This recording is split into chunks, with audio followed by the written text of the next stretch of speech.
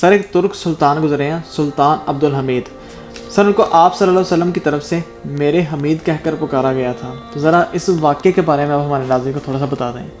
اس معاملے یہ ایک بہت مشہور اور بڑے کہنے کے ایک زبردست قسم کے ترک بادشاہ گزرے سلطان عبدالحمید جی، اور بڑے انصاف پرور بادشاہ تھے ماشاء اللہ. تو ان کا معمول یہ تھا کہ جمعے والے دن نماز جمعہ کے بعد یہ اپنے وزیر سے جو ہے نا وہ لوگوں کی چٹھیاں پڑھوایا کرتے تھے. صحیح ہے. اور کسی کا کوئی مسئلہ، کوئی کوئری، کوئی چیز ہوتی تھی وہ ان سے مطلب خود ان کو سن کر جتنا ٹائم میں اویلیبل پاسبل ہو سکتا تھا صحیح ہے. سن کر ان کے مسئلے مسائل کی داد رسی کرتے تھے. صحیح ہے. ویسے سننا شروع کیا اس دن بھی جمعے والے دن. تو جب سننا ایک دو خط پڑھے تو تیسرا خط بادشاہ اس نے وزیر نے چھپا لیا.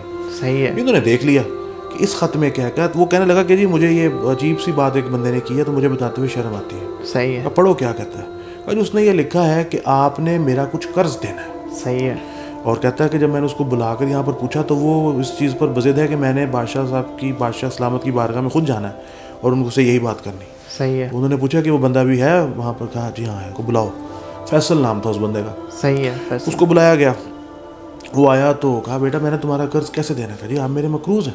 صحیح ہے. کیسے مقروض ہیں. کہا جی کہ میں کچھ کاروبار میں میرا نقصان ہو گیا تو میرا ہو گیا دیوالیہ. صحیح ہے. وہ اتنی بات کرتا ہے تو اس کا وزیر بادشاہ کا اس کو روکتا ہے کہ تم نے اصل جو بات کہی ہے وہ بتاؤ. صحیح ہے. تو اس نے کہا جی کہ میں اصل بات کی طرف ہی آ رہا ہوں.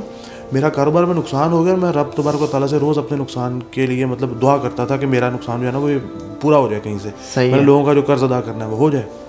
تو اتنی بات ابھی چل رہی تھی تو اس نے آگے سے یہ بتایا کہ کل رات کو حضور علیہ الصلوۃ والسلام میرے خواب میں تشریف لائے. جب اتنی بات سنی تو وہ بادشاہ صاحب بھی چونک گئے اور ساتھ میں وزیر صاحب بھی چونک گئے. تو اتنی بات سن کر وہ چونک گئے. تو اس بندے نے مزید یہ بتایا کہ حضور علیہ الصلوۃ والسلام نے فرمایا ہے کہ میرے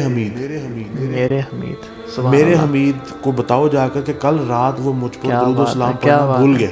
کیا بات ہے. کل رات وہ مجھ پر درود و سلام پڑھنا بھول گیا اور اس کو جا کر اپنا مسئلہ بتاؤ، تمہارا مسئلہ حل ہو جائے گا. کیا بات ہے. اب وہ بادشاہ جو تھے وہ اللہ والے لوگ تھے.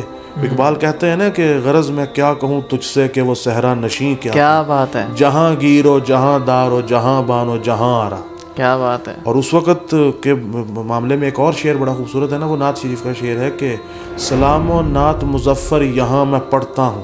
کیا بات ہے. سلام و نعت مظفر یہاں میں پڑھتا ہوں. قبولیت کی حرم سے سند پہنچتی ہے.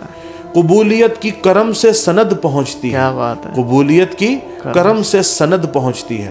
تو وہ جب انہوں نے واقعہ دیکھا، مطلب یہ ساری بات سنی تو وہ روک دیا اس بندے کو. کہا کہ اور اس کو نا قریب آؤ. قریب آیا بندہ تو کہا کہ کیا فرمایا تھا حضور صلی اللہ علیہ وسلم نے. اس نے کہا میرے حمید رک جاؤ. ایک پوٹلی جو ہے وہ اشرفیوں سے بھری اس کو دیتے ہیں. بیٹا پھر سناؤ حضور نے کیا فرمایا. کہا میرے حمید رک جاؤ. پھر پوٹلی دوسری دی. کیا بات ہے. بیٹا پھر سناؤ کیا کہا حضور نے. تو کہنے لگا کہ میرے حمید رک جاؤ. تیسری پوٹلی. وہ دولت دیتے جا رہے ہیں. وہ وزیر نے روکا کہ بیٹا کیا تمہاری اب ضرورت پوری نہیں ہو جائے گی. کہا پوری ہو جائے گی. کہا پھر ٹھیک ہے تو تم جو ہے نا وہ اللہ تعالیٰ تمہیں خوش رکھے، تمہارے معاملات حل کرے، جاؤ.